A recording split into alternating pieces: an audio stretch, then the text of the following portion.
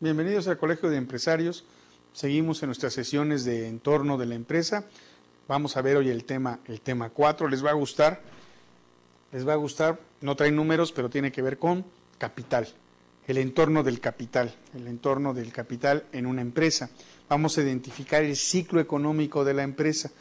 Siempre nos los plantean así como algo muy complicado, pero van a ver hoy que no tiene nada de complicado, al contrario. Conocer cómo fluye el capital dentro de la empresa y su impacto en la estructura financiera. Identificar las partes que componen el capital contable de la empresa, el financiamiento y las partes del sistema financiero.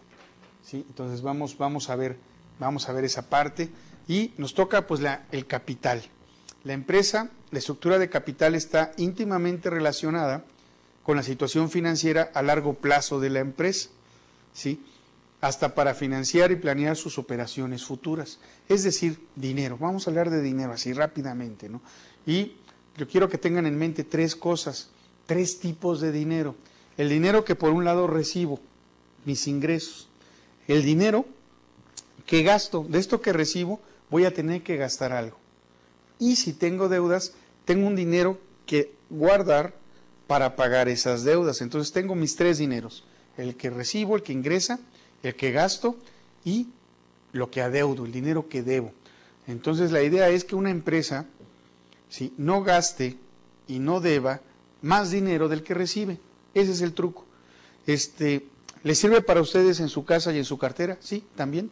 La idea es, del dinero que yo recibo, no debo de gastar más, ni debo de tener más deudas juntas, las deudas y el gasto no debe de ser mayor que el dinero que recibo.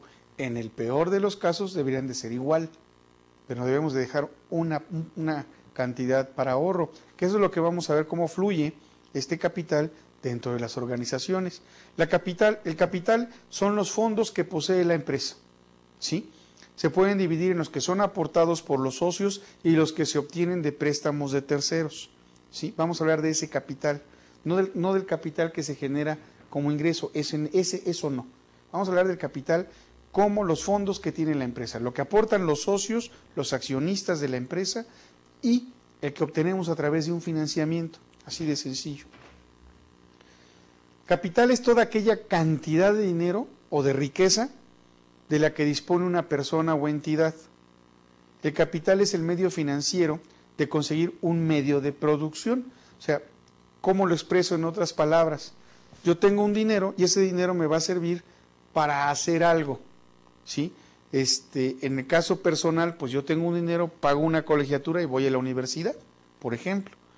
O yo tengo un dinero, ¿verdad? Compro un escritorio y ya lo pongo en mi oficina. Para eso me va a servir. Entonces, en el caso de las empresas, es el dinero o la riqueza que posee la entidad, la unidad de negocio, ¿verdad? Y es la manera de conseguir financiamiento o más dinero para poder producir. Según Paul A. Samuelson, hay dos factores originarios de la producción en una empresa: la tierra y el trabajo. Sí, la tierra, el suelo, ¿sí? Así como está. Vamos a ver más adelante a qué se refiere. Pero hay que añadir una nueva categoría, ¿sí?, que enmarca el nuevo sistema productivo global. Los bienes de capital que, producidos por el sistema económico, empleados en la producción de bienes y servicios, se usan para hacer bienes de consumo, otros productos o servicios. Estos bienes de capital, aparte de la tierra y el trabajo, este bien de capital puede ser de corto o de largo plazo, ya que pueden arrendarse o enajenarse en el mercado. Arrendarse, vamos a hablarlo en términos simples, nosotros no somos economistas, somos mercadólogos, entonces vamos a trasladarlo a un idioma que entendemos. Arrendarse es rentarse, enajenarse es ofertarse, ponerse en auction, ¿cómo se dice?, en subasta. Al igual que la tierra o el trabajo a cambio de un pago proporcional al tiempo y al servicio que se preste.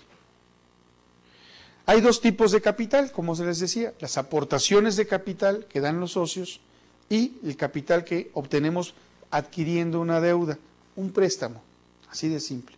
Oye, préstame para poner una máquina. ¿Cuánto necesitas? 10 millones, ahí te va. ¿Sí? Así, pum. Ese es un capital que llegó a través de una deuda. Para adquirir esa deuda tuvimos que dejar un colateral en garantía o, como nosotros podemos decir también, un aval. ¿Ok? Entonces vamos a ver ya cómo van entrando las cosas. Dos tipos de capital. Las aportaciones de capital consisten en todos los fondos a largo plazo que suministran los dueños de la empresa. Tienen tres fuentes principales de obtención de recursos: las acciones preferentes, las acciones comunes, las utilidades retenidas. ¿Sí? Acuérdense que una empresa, cuando se vuelve sociedad anónima, tiene la obligación de emitir acciones. Entonces, hay acciones preferentes, hay acciones comunes y las utilidades que van reteniendo. Cada una con un costo diferente y asociado a cada una de ellas. Ya posteriormente, cuando veamos bolsa y todo esto, vamos a hablar un poquito más de las acciones. Ahorita nada más es a nivel informativo. ¿Cómo llega el capital por deuda? Incluye todo tipo de fondo, es decir, capital, dinero, a largo plazo, que se obtiene por préstamos con o sin garantía, por medio de venta de obligaciones o negociando. ¿Sí? ¿Por qué a largo plazo? Hago énfasis en el largo plazo, porque también tenemos capital por deuda de corto plazo, pero normalmente no lo llamamos capital de deuda. Lo vamos a ver más adelantito, hoy mismo. Una empresa puede utilizar solamente una cantidad dada de financiamiento por deuda para hacer los pagos que esta deuda le ocasiona. El origen del capital, vamos a distinguir dos procedencias de los fondos: el capital propio y el capital ajeno.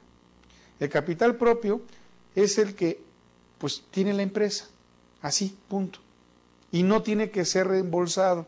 Si nosotros nos unimos y ponemos un negocio y cada uno de nosotros aporta una cantidad a ese negocio, pues cuando empieza a funcionar el negocio, ni modo de decirle a ustedes que son mis socios, oigan, páguenme, ¿no? Ese dinero no va a volver de esa manera, volverá a través del resultado de la operación del negocio. Entonces, este es el capital propio, este no me lo tienen que reembolsar, ese se queda ahí para generar riqueza. Y el capital ajeno lo integran fondos prestados por elementos exteriores a la empresa, del entorno de la empresa, elementos del entorno económico de la empresa, deudas de la misma empresa frente a proveedores, etcétera. Deudas con los proveedores. ¡Wow! Vamos a ver qué es. También es importante hacer una distinción entre cuál es el capital fijo y cuál es el capital circulante. El capital fijo, pues el mismo nombre lo dice, no se mueve, ahí está. Son los recursos imperecederos, ¿sí?, que ya tiene la empresa. ¿Cuáles son estos recursos? Los muebles, el edificio, las instalaciones, los equipos, la herramienta, las máquinas. Ese es un capital fijo. ¿Cuál es el capital circulante? Bueno, pues el que se consume en un muy breve periodo, ¿sí? En un breve periodo productivo. Un ejemplo, los bienes agrícolas. Ese es un capital circulante y se consume en un breve periodo. El ahorro y el interés son base del capital. Por eso les decía yo, vamos a pensar siempre en tres dineros: el dinero que entra, el dinero que gasto, el dinero que debo. El ahorro me produce interés y ese interés me produce un mayor ingreso. ¿Cómo puedo ahorrar si ya me lo gasté y tengo que pagar deudas? Por eso es importante que la deuda que yo adquiero siempre la pueda yo pagar, pero que no limite mi capacidad de ahorro. Entonces, el capital se constituye por el ahorro, es la utilización de una parte de la producción con fines productivos. Lo ahorro para obtener un beneficio después, no lo ahorro para gastármelo así ya, pum, ¿sí?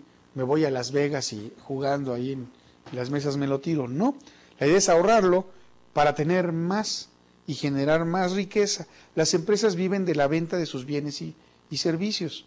Entonces, ahorro para generar una mayor venta de bienes y servicios. De ahí eso me va a producir una utilidad si soy trabajador, un dividendo si soy socio. Y de ahí voy a vivir, Por eso decíamos que el dinero que ponen inicialmente los socios, ese no se reembolsa, va a regresar más. Ese solamente nos dio el primer alimento para que la empresa siga adelante. El capital recibe una remuneración llamada interés. ¿Cuándo? Cuando lo ahorro. ¿Sí? Bueno, también me causa un interés cuando lo pido prestado. O sea, tengo que pagar lo que pedí y este interés le tengo que generar riqueza a quien me prestó. ¿Sí? Puede ser fijo, puede ser variable. ¿A qué se refiere esto? Bueno, yo puedo comprar algo con una renta variable sujeta a la inflación.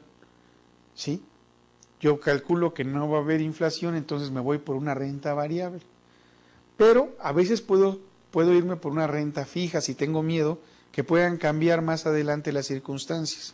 Fíjense que ustedes pueden comprar hoy un carro con 36 meses a crédito. Eso significa que hay estabilidad, aunque no lo parezca. Aunque haya desempleo, etcétera, hay estabilidad. Puedo comprar un carro y pagarlo por parcialmente hasta en 36 meses y algunos locos tienen hasta 48. ¿Sí? Bueno, eso me habla de que hay una estabilidad. Puedo adquirir una casa cuando los mercados caen, es buen momento para adquirir propiedades. Hoy es un buen momento para adquirir propiedades.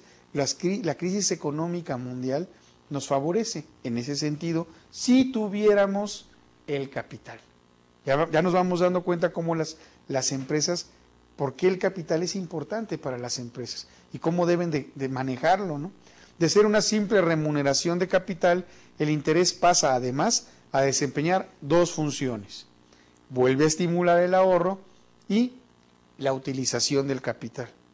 Si yo ahorro y obtengo un interés, ese interés me va a permitir utilizar el interés y volver a ahorrar. Estoy hablando de las empresas, pero también nos sirve para las personas. El capital y la inversión, cuando los bienes no se consumen o su equivalente monetario es utilizado para la compra o creación de bienes de producción, se habla de inversión. Pongo un ejemplo. Me compro una megacamioneta, ¿sí? Muy padriuri, ¿sí? Automática, casi se estaciona sola, pues. Y me voy de paseo y nada más para eso la uso. Los domingos salgo con mi familia y me voy a pasear. No es un bien de capital, ¿sí? Pero si esa camioneta me la utilizo para pasear turistas, ya se volvió un bien de capital, me va a generar un ingreso. ¿Qué tenemos que hacer cuando hacemos una compra? Vamos aquí al pizarrón. Hay que diferenciar necesidad, deseo o lujo. Antes de comprar, las empresas deben de ver si es una necesidad para la empresa. Si lo que van a adquirir es una necesidad, vamos bien. Si nada más es el deseo, pues es que a mí me gustaría tener una máquina así, porque son muy padres, ¿no? Aunque ahorita pues no le daríamos abasto, trabajaría el 20% de su capacidad. Pero si tenemos una máquina así, dirían, oye, esa empresa está a la última moda de la tecnología. O simplemente no le vamos a dar uso. Compramos un auto para que el 80-70% del tiempo esté parado, ¿lo han notado? Y buscamos el más caro, el más grande, el más... Bueno, eso es lujo. Si se puede pagar está bien, no hay problema. Pero las empresas deben de tener cuidado con los lujos. ¿Sí? Entonces deben de distinguir entre lo que es una necesidad, lo que es un deseo y lo que es un lujo para la empresa. Mientras decidan por aquí, las cosas marcharán bien. ¿Sí? Entonces, tenemos inversión pasiva, tenemos inversión activa. La inversión pasiva se entiende cuando la inversión monetaria del particular que compra bonos, acciones, es decir, invierto en cosas que ya están hechas para invertir, ¿sí? Compro CETES, compro bonos. En el caso de las personas, pues abrimos una cuenta de inversión a plazo fijo, con rendimiento liquidable al vencimiento. Esa es una inversión pasiva. Ya está hecha la inversión, nada más para que yo ponga el dinero y periódicamente lo pueda retirar con una ganancia. La inversión activa significa crear medios de producción nuevos. Eso es diferente. O sea, me estoy arriesgando, estoy corriendo riesgos, o ampliar un medio que ya existe. Entonces, la inversión activa es cuando pongo mi dinero a que otros lo trabajen. La inversión activa es cuando yo mismo pongo a trabajar el dinero. Tipos de inversión. Según el origen, podemos tener inversión pública, podemos tener inversión privada. La pública, pues, cuando tiene que ver a cabo la administración, ¿sí? La administración pública, el Estado, el gobierno. La inversión privada, cuando la llevan a cabo los empresarios, los emprendedores, la gente de negocios. Según la utilización, la inversión también puede ser neta o bruta. Neta, cuando en ella se incluyen fondos destinados a la creación o ampliación de medios productivos, cuando estoy invirtiendo para después generar más. Bruta, cuando a la neta le sumo la reposición del capital productivo desgastado, la depreciación, y empiezo a recuperar, ¿sí? Las amortizaciones, más que las depreciaciones. En el mercado actual no puede haber una inversión sin una acumulación previa, es decir, si el dinero que entra yo me lo gasto y pago deudas, pues no me queda para ahorrar.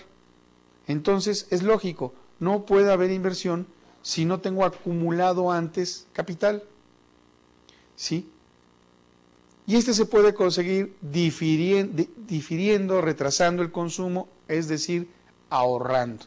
No hay de otra. Si sabes que le vamos a bajar a la fiesta de fin de año, hoy no vamos a irnos a tal lugar, o la convención de ventas no la vamos a hacer en Cancún, vámonos más sencillo, porque necesitamos obtener ahorros, o no hacer la convención, en fin, ¿sí? Ahorrar en luz, ahorrar en uniforme. Las empresas tienen múltiples formas de buscar ahorros. Ese ahorro significa que estoy retrasando o difiriendo el consumo, me lo estoy llevando para más lejos, no estoy desembolsando ahorita, ¿sí? Debido a que nos encontramos en un sistema en equilibrio dinámico. ¿Qué significa esto? Que rápidamente un país puede invertir más de lo que ahorra si otros países aceptan prestarle. Así de sencillo. Pero hay una restricción. Sí, hay una restricción. La inversión como creadora de bienes de producción es vital para el desenvolvimiento económico. Se podría conseguir una economía que solo repusiera el desgaste del capital, pero una economía en crecimiento necesita la inversión creadora de nuevos medios productivos. No basta con lo que están, hay que generar más nuevos medios productivos. El flujo de capital, ya vamos llegando a lo que queríamos. Se conocen 3 factores de producción básicos: tierra, trabajo y capital. De la tierra obtenemos una renta, del trabajo obtenemos un salario, del capital obtenemos interés. ¿Qué es esto de que la tierra obtengo una renta? Sí, si yo tengo una casa y la rento, pues voy a obtener una renta. Si yo tengo una casa y pongo un negocio, pues esa unidad, ese bien inmueble, ya no lo tengo que pagar porque es mío. Me va a quedar más gracias a esa renta, ¿sí? Por mi trabajo es normal, un salario, y el capital, cuando lo pongo a trabajar, puedo obtener un interés. Entonces son los 3 factores de producción: tierra, trabajo, capital. Ahora bien, hay un flujo circular de la renta, ¿sí? La corriente de bienes, servicios, pagos entre familias. Aquí vienen 3 factores: empresas y el sector público. ¿Qué tienen que ver las familias con la empresa, con el sector público? Lo vamos a ver ahorita. Pueden ser de 2 tipos: mercado de bienes y servicios y mercado de factores de producción.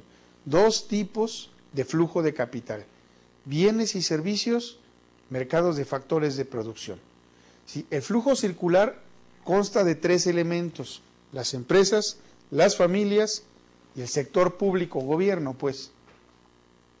El sector público interviene de 2 maneras. En el mercado de bienes y servicios se pide trabajo y capital a cambio de capital. Te doy dinero me das trabajo, te doy dinero y me devuelves más dinero. ¿Cómo es eso? Pues el gobierno presta. Tiene empresas dedicadas a prestar para después ganar. Nacional Financiera es un ejemplo de estos. El mercado de factores, se recaudan impuestos a cambio de dar bienes y servicios. Yo te doy luz, te doy agua, te doy lo que quieras, pero me tienes que pagar impuestos. Entonces, el sector público interviene en el mercado de bienes y servicios y en el mercado de factores. Y aquí está la grafiquita, voy a borrar el pizarrón, del flujo del capital, ¿sí? Vamos a seguir primero la línea azul, que es el flujo de dinero. Tenemos cuatro elementos. De este lado tenemos a las empresas. Acá tenemos a los consumidores, que yo hace rato dije familias, los consumidores. Aquí tenemos los mercados de bienes y servicios.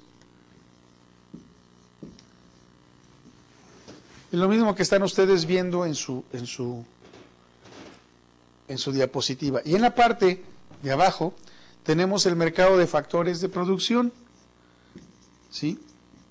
El mercado de factores también nada más se le llega a llamar, ¿sí? Factores de producción. Así. Entonces vamos a seguir la línea azul. Las empresas producen y venden bienes y servicios. ¿Ok?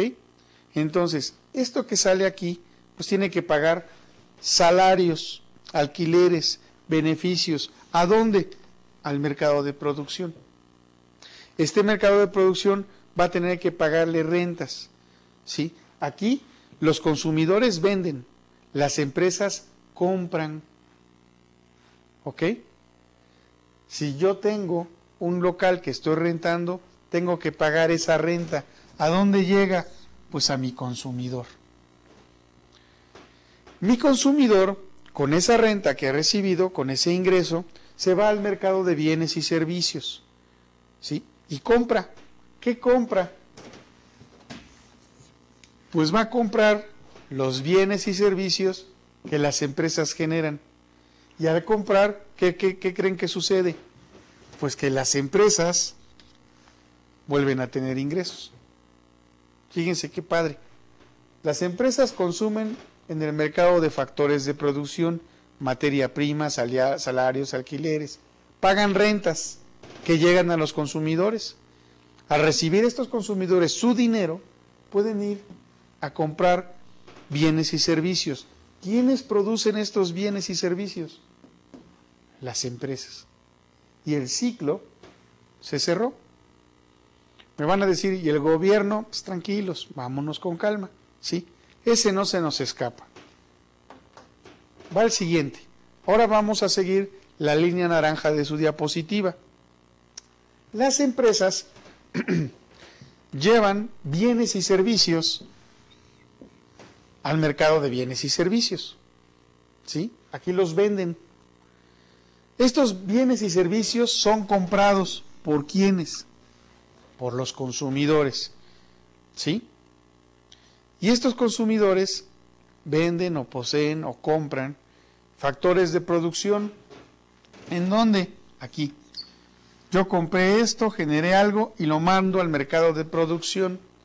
Y este factor de producción es adquirido por las empresas para volver a ofrecer bienes y servicios.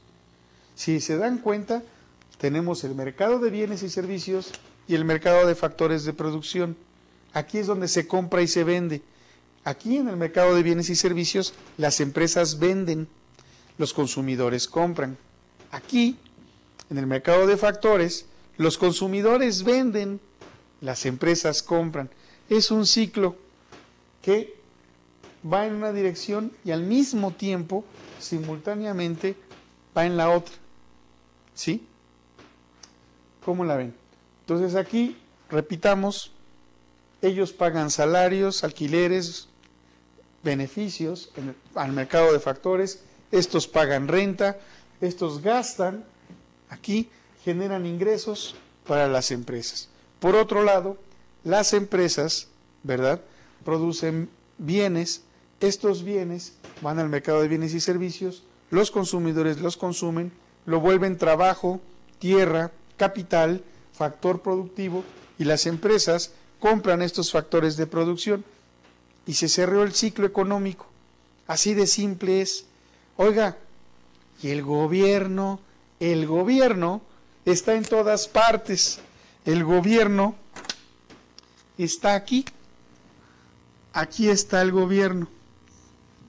¿Sí? Este es el gobierno. Y el gobierno, a través de los impuestos, ¿verdad?, ¿qué es lo que está marcando aquí? Su diapositiva, a todos, sin excepción, los atrapa. No se le va uno, bueno, en teoría, no debería de irse, ¿verdad? Y todo lo que está sucediendo en este ciclo económico está siendo capturado por el gobierno. ¿Con base en qué? En impuestos. Aquí está, impuestos, aranceles, derechos, lo que ustedes quieran. Aquí está. El gobierno en todas las partes del ciclo regula. Vamos a tener una sesión más adelante donde vamos a ver cómo influye el gobierno en el entorno de la empresa. Pero aquí ya lo estamos viendo. Aquí regula, aquí está cobrando dinerito, entre comillas, sin trabajar. Los que trabajan están acá, acá están los que consumen. Por eso decíamos la trilogía, ¿sí? Empresa, gobierno y los consumidores, pues, las familias. Espero que no tengan duda, creo que está mucho más claro en la diapositiva, ¿sí?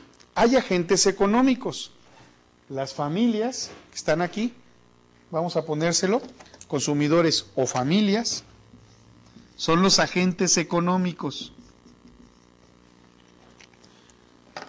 Por ahí tienen una actividad relacionada con eso, pónganle mucha atención y empeño. Los otros factores son, las familias dan trabajo y capital, reciben bienes y servicios. Dan trabajo y capital, reciben bienes y servicios. Las empresas dan bienes y servicios, reciben trabajo y capital.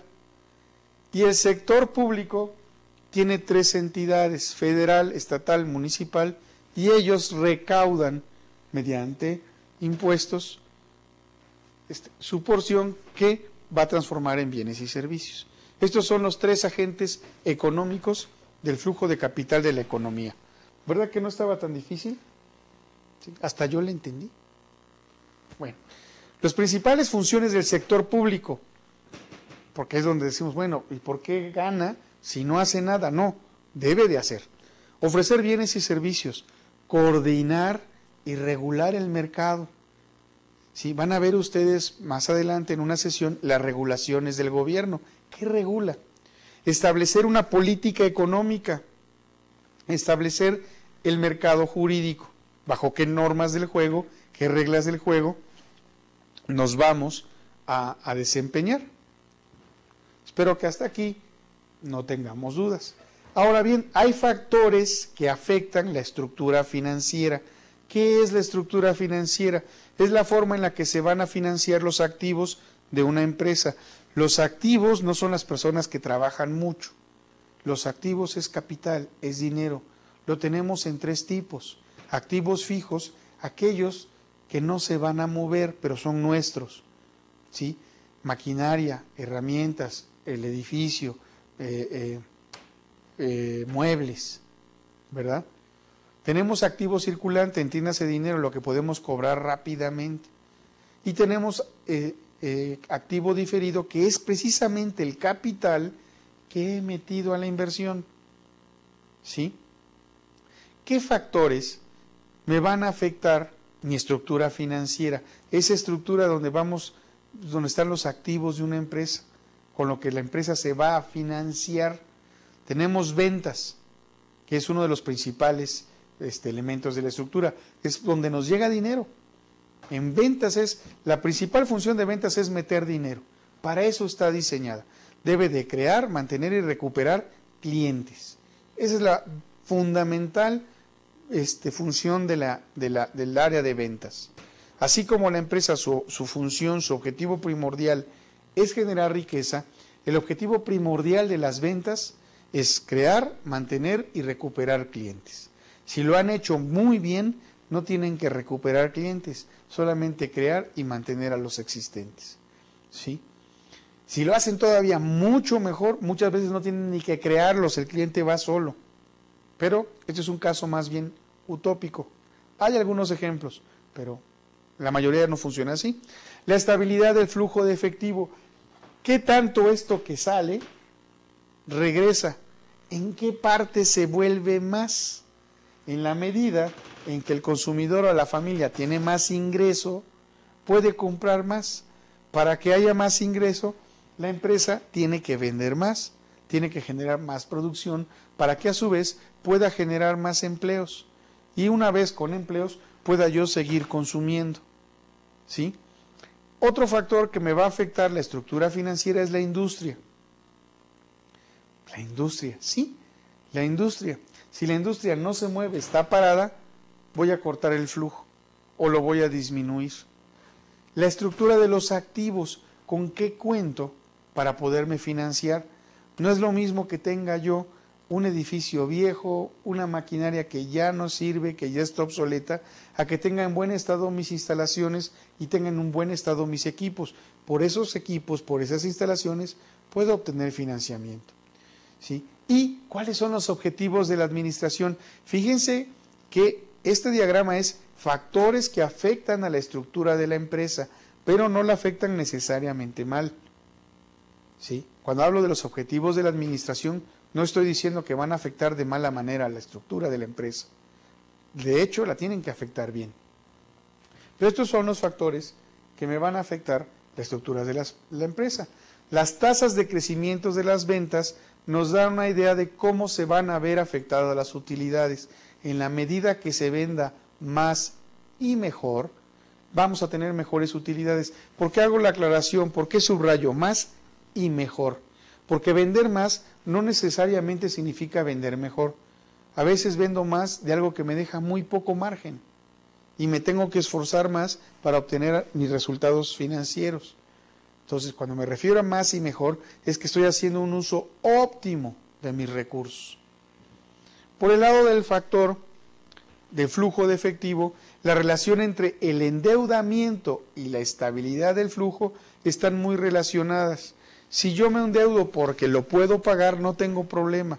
El problema es, yo me endeudo haciendo análisis de que lo puedo pagar y por una causa externa pierdo mis ingresos, se reducen mis ingresos, o mis ingresos son los mismos, pero me suben los costos. Y entonces ya no voy a poder pagar mis deudas, o peor aún, se incrementan mis deudas. Por eso se refiere a la estabilidad. Eso puede afectar mi estructura financiera. Una industria en crecimiento da márgenes de utilidad más altos, pero cuando entran los competidores, estos márgenes se disminuyen. Si además estamos en una industria que decrece, me afecta a mí y afectan a los competidores y se vuelve una guerra comercial tremenda, feroz, para quedarse con el poco mercado que todavía está vigente. Por eso me puede afectar mi estructura financiera. ¿Cómo pudiera afectar la estructura de mis activos? Bueno, si el financiamiento que se va a necesitar la empresa, ya sea de corto o largo plazo, depende de la actividad de la empresa. Hay empresas que sus activos son muy valiosos, hay empresas que sus activos no lo son tanto. Por ejemplo, una empresa de consultoría, su principal activo es el capital humano, trabajan con la inteligencia de los consultores. Los bancos no le dan financiamiento a la inteligencia, le dan algo que pueden comprar y vender. No puedo decir, bueno, te financio 3 kilos de inteligencia, ¿verdad? Y si no me pagas, pues te la quito a tus gerentes. No es posible. Entonces, por eso, dependiendo de la estructura de los activos, es la calidad del financiamiento que yo puedo obtener. Los objetivos de la administración son todas las políticas internas que dicta la empresa, como con cuánto me voy a endeudar, con qué porcentaje de mi total me voy a endeudar? ¿Cuánto van a rendir mis activos por este endeudamiento? ¿Cómo voy a generar valor? ¿Cómo voy a mantener mi nivel de ingresos o cómo lo voy a hacer mayor? ¿Cómo voy a capturar más clientes? Etcétera. Si está mal diseñado, pues va a haber pérdidas, no va a funcionar. Vamos a entrar a capital contable como parte de la estructura del capital que afecta a la organización. Y entonces lo primero que tenemos que aprender es que la contabilidad en la contabilidad se conoce como capital a la diferencia entre el activo menos el pasivo. El activo, ya lo dijimos, es dinero, son los bienes de la empresa, el mobiliario, bienes muebles, bienes inmuebles, ¿sí? Las inversiones que tiene la empresa. Ese es el activo. ¿Cuál es el pasivo? Básicamente las deudas que tiene, ¿sí? También tenemos pasivo circulante, las deudas que en el corto plazo, y tenemos pasivo diferido, ¿sí? Esto lo podemos ver en un balance. Un balance me dice precisamente cuánto tengo de activo y cuál es mi relación con el pasivo y al final cómo queda mi capital. Por eso se llama balance, porque si al capital le resto el pasivo, me va a dar igual que el activo, me debe de dar exactamente igual.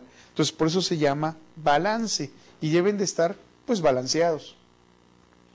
El capital corresponde a lo que efectivamente la empresa tiene después de haber eliminado todos sus pasivos. Los activos son todos los bienes que la empresa posee y los pasivos son todas las deudas de la empresa. Así de simple, así de llano. De acuerdo a la Comisión de Principios de Contabilidad del Instituto Mexicano de Contadores Públicos, al capital lo definen, al capital contable, como el derecho de los propietarios sobre los activos netos que surgen por las aportaciones de los dueños. ¿Se acuerdan que hablábamos de un capital que no se va a retornar? A esto se refiere esta ley. Es el derecho que tienen los propietarios sobre los activos de la empresa, porque se pagaron con su dinero. La sección de capital contable de estado de situación financiera representa el patrimonio de los accionistas, integrado por sus aportaciones de capital realizados por arriba del valor nominal de las acciones. Otro concepto es lo que representan todos los recursos de que dispone una entidad para la realización de sus operaciones y han sido adoptados por fuentes internas de la entidad, dueños, propietarios, socios o accionistas, por lo que surge la obligación de la entidad, entendiéndose entidad como empresa, como organización, ¿sí? Surge la obligación de la entidad para retribuirles, darles un pago en efectivo, en bienes, en servicios, en derecho o en un interés residual de la empresa. Son los llamados dividendos. Ese es el derecho que tiene el propietario. ¿Cómo podemos clasificar el capital contable? Bueno, tenemos el capital contribuido, ¿sí? que a su vez se divide en capital social por las aportaciones para futuros aumentos de capital y la prima, ¿sí? la utilidad en venta de acciones y donaciones. También tenemos el capital ganado, que se divide en las utilidades que estamos reteniendo, incluyendo aquellas que van aplicadas a las reservas de capital, pérdidas acumuladas o exceso o insuficiencia en las actualizaciones del capital contable. Este es el capital ganado. Ya van dos, el contribuido, el ganado y finalmente el capital autorizado. Solo se encuentra en las sociedades constituidas en el régimen de capital variable y representa el total capital que como máximo puede tener la sociedad sin modificar su estructura constitutiva. Ese es el capital variable. O sea, puede entrar y salir capital bajo determinadas circunstancias y con un límite. Tenemos también el capital suscrito, más capitales, el que se han comprometido a pagar los socios o accionistas siempre que esta variación no origine que el capital fijo sea inferior al mínimo que marca la ley. El capital exhibido, que es el que se había comprometido a aportar los socios o accionistas, ¿se pagó en efectivo o en bienes? Ya está dado, pues. Tenemos utilidades retenidas, que también es un capital contable, que es el importe acumulado de utilidades menos las pérdidas declarados de los dividendos declarados o pagados a los accionistas desde la formación de la sociedad. Recuerden que un dividendo es una utilidad, es lo que se le paga al dueño, al propietario, al accionista.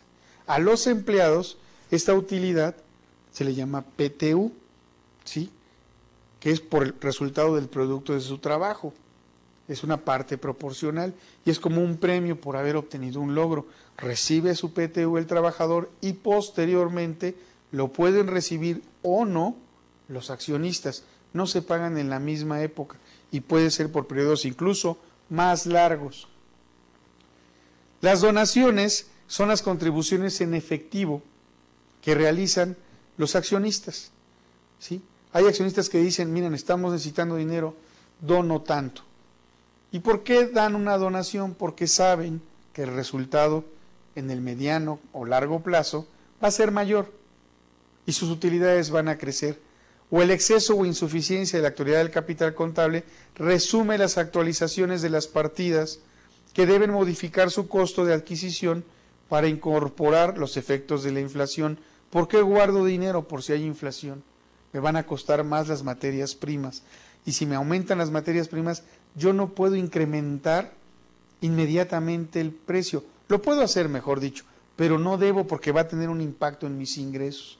Pero tampoco puedo vender por abajo de mi costo. Entonces, este exceso o insuficiencia de la actualización del capital contable lo tengo que controlar porque si no va a afectar las finanzas de mi empresa. Aquí están los activos de la empresa, los que hablaba yo hace un rato. Tenemos el activo circulante, que es lo que ustedes deben invertir en el corto plazo para realizar su negocio. Generalmente corresponden a lo que tienen en bancos y créditos a favor, dinero. Los activos fijos es la inversión en infraestructura, equipos, maquinaria, herramientas, vehículos, terrenos, oficinas, bodegas, todo lo que no se mueve, pero es de ustedes. Es mío, ahí está, ¿sí? Y tengo la factura. Los activos diferidos son las inversiones que realiza la organización, la empresa, y no corresponden a las partidas ni activo fijo ni activo circulante. Punto, se acabó. Los pasivos son dos. El pasivo circulante, que es el dinero que se debe en el corto plazo, y el pasivo de largo plazo o diferido, que su nombre lo dice, es una deuda, pero a mayor plazo. Entonces ya vimos que son activos, ya vimos que son pasivos y ya vimos cómo se integran al capital, cómo forman parte del capital. Activo menos pasivo me da entonces mi capital. Algunos también le llaman patrimonio. Ese es mi patrimonio, ¿sí? Un pasivo fijo está formado por los elementos que van a estar en la empresa de forma permanente o por periodos de largo tiempo. Un pasivo fijo está constituido por el capital de la empresa, sus fuentes de financiamiento propios y por los créditos y préstamos obtenidos en el largo plazo. El pasivo fijo es igual al financiamiento propio más las obligaciones, entienda deuda, de largo plazo. Se llama obligaciones porque lo tenemos que pagar. Si adquirimos una deuda, inmediatamente adquirimos el compromiso de tenerlas que pagar. Así de simple. Por eso se llama obligación. Un pago circulante. El pago circulante está formado por los elementos del pasivo generados por la actividad económica de la empresa y que no tienen carácter de permanente. Es un pago que se debe porque es una factura que se vence a 30 días, 60 días y nos toca pagar. No siempre se repite el monto, no es para toda la vida, no es a largo plazo y está constituido por los créditos y préstamos obtenidos por la empresa a corto plazo, incluso de los proveedores, ¿sí? A los proveedores a veces le pagan a 30, 60 y 90 días, o 30 y 60, 90 vueltas, ¿verdad? Y nos manejamos más el dinero. El pasivo circulante es exactamente las deudas que tengo a corto plazo. Dentro de la empresa encontramos dos grandes grupos, que son pasivo no exigible, formado por capital y resto de magnitudes que forman los fondos propios, ¿verdad? Y pasivo exigible, que son las deudas que antes o después la empresa tendrá que hacer frente a su pago, clasificadas por vencimiento como pasivo fijo o de largo plazo y pasivo circulante o pasivo a corto plazo. ¿Por qué es importante hablar de activos y pasivos? Entendamos que el activo es dinero, el pasivo es deuda. Nosotros no podemos hacer inversiones si tenemos un exceso de deuda. Si tenemos un exceso de deuda, vamos a trabajar para pagar la deuda. ¿Qué hace el gobierno en una situación de crisis? ¿Sí? En una situación de crisis baja sus tasas de interés. La teoría o lo normal sería, si me falta dinero, la subo para captar más dinero, ¿verdad? Para que la gente ahorre, para que la gente invierta, porque el banco está pagando muy bien. Pero lo que normalmente es, baja la tasa de interés para que las deudas que adquieren las empresas disminuyan, para que no sean tan agresivas, y de esta manera seguimos manteniendo el mismo mercado de bienes y servicios. Si el gobierno baja sus tasas de interés, estos tienen más probabilidades, la empresa tiene más probabilidades de pagar sus deudas. Por lo tanto, los bienes y servicios que la empresa ofrece pueden seguir vigentes en el mercado. Mantenemos la fuerza productiva, mantenemos el empleo me va a generar salarios y estos salarios van a ir directamente a los bolsillos de las familias. Si la familia tiene dinero, puede volver a consumir. Sí, por eso en épocas de crisis, una de las medidas dolorosas para el gobierno es bajar la tasa de interés. ¿Por qué es dolorosa? Porque recibe menos para que las empresas y las familias no pierdan su poder adquisitivo, su poder de competencia. Y para que no la pierdan a nivel global, porque cuando estamos en un mercado internacional, ¿verdad? Esto también nos afecta. Si esta empresa sale de este país, en la medida que esta empresa le suban sus tasas de interés, la va a tener que transferir al precio en otro país. Y entonces va a ser más difícil que venda. Esa es una de las razones de a veces por qué las tasas tienen que bajar. Pero es una medida dolorosa para el gobierno, y el gobierno, que tiene una gran cantidad de deuda, todos los gobiernos de todo el mundo están excesivamente endeudados, sin excepción. Sin excepción. Entonces, ¿qué es lo que sucede? Pues sucede que se tiene que bajar las tasas para poder financiarse. Pero muchas veces el gobierno no lo hace por temor a qué señal manda a las empresas, qué señal manda al exterior, o la tasa de interés disminuye muy lentamente. Como pueden ver, la economía es uno de los factores que más pega, más incide en las empresas. Tenemos factores, aquí hemos estado hablando de factores macroeconómicos. Muchas veces el factor macroeconómico en un país está bien, está sano, pero donde duele es en los bolsillos, porque los números grandes se dan porque las empresas siguen vendiendo o exportan, no se venden en el mercado local y están exportando. Entonces, quienes padecen son las familias, padecen el desempleo. Entonces, si hemos visto en la sesión pasada que el recurso humano como recurso natural también es valioso, las familias deben de ser más valiosas, forman parte del recurso natural.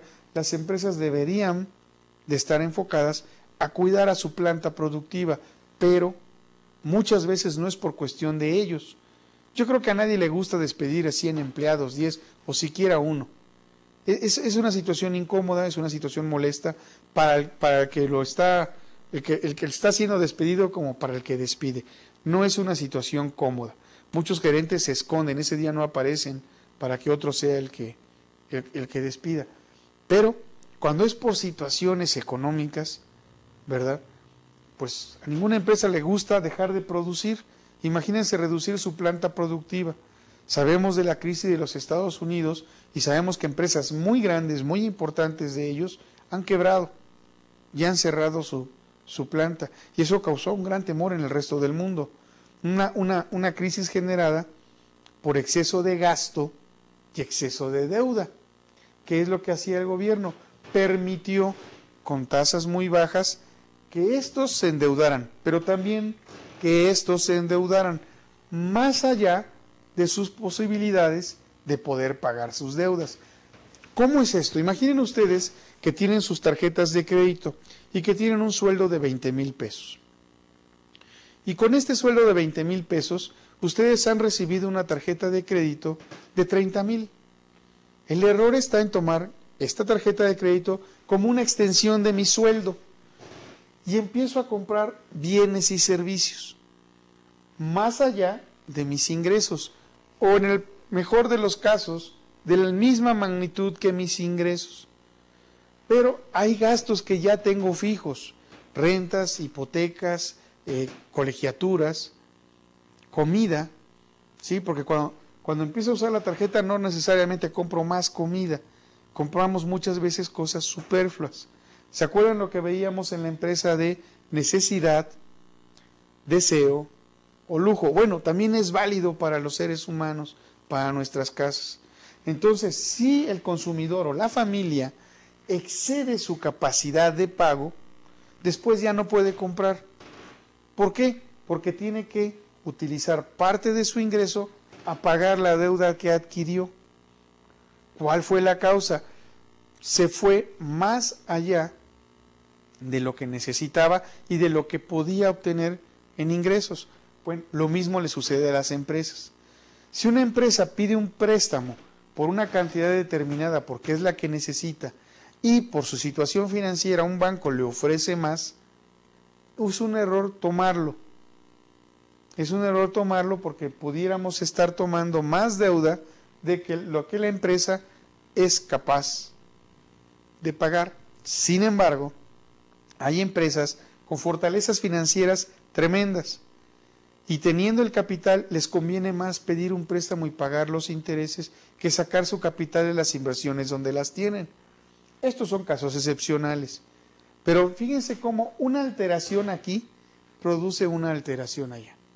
Una alteración en aquel lado produce otra alteración en este lado.